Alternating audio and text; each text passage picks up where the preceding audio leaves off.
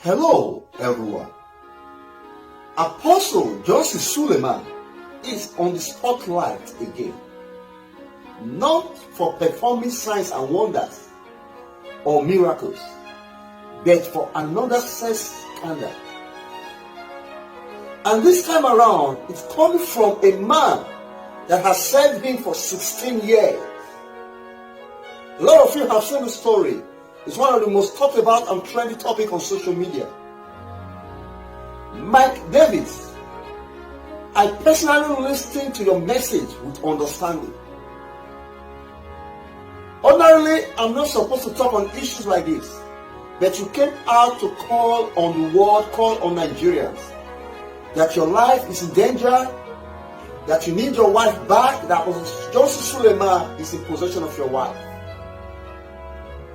And you know anything that has to do with pastors, churches, Christianity, it is very interesting in this generation that we live in now. Everybody has something to say. And there are things we truly need to correct and to condemn in its totality. And that is why I'm doing this message.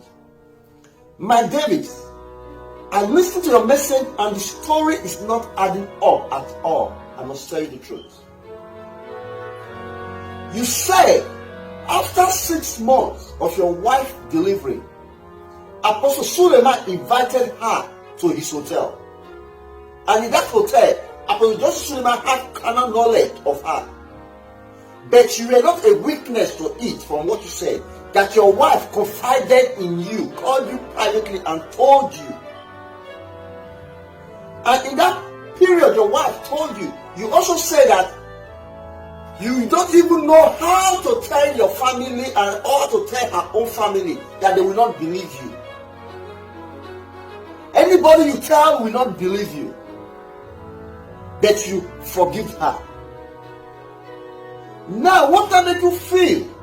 Now that you have not come out, people will not believe you now. Then, as she told you, you did not raise alarm there. You did not cry out there. You did not say it out there. You did not go to the appropriate quarters there, which has to do with your family and her family, to tell them. But now, you can come out on social media. This is the first thing I'm asking you. What makes you feel as a then your family will not believe you, and our family will not believe you? Something that you were not aware of, that you said she was the person that told you herself. Or you feel by the time you tell her family, she will deny it, that she never said anything like that? This is a question I'm asking you, my Davis. Then 2, your wife said she grew up in the hands of Apostle Joseph Suleman. And in that process you met her and you got married to her as a virgin. Even while she was unmarried, she was still a single lady. She did not useless herself. She was not sleeping around following men for any reason. You saw her and got married to her as a virgin. Is it now that she's now a married woman with children that Apostle Joseph Suleman will not be attracted to her? If Joseph Suleman was not attracted to her, even while she was a single lady, that she had every access to her as her then, is it now that she's now married with kids, after 6 months of her delivery, that Joseph Suleman will not then be attracted to your wife? Mike Davis, I don't know what you stand to gain out of the truth. Maybe you are looking for public sympathy. But I want to quickly refresh our minds, Nigerians. In the case of Stephanie, the first sex scandal with Apostle Joseph Suleman, that was when Apostle Joseph Suleman made some very strong pronouncement about some northern politicians and some northern leaders.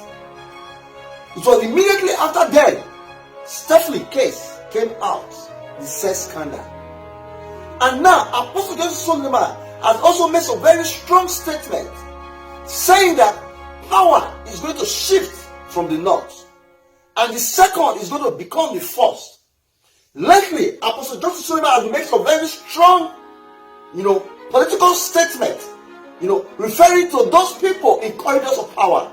And all of a sudden, this sex scandal is coming up now. Mike Davis, I want to ask you this question. For some time now, we gathered information that you are not doing nothing. You don't even have any visible source of income.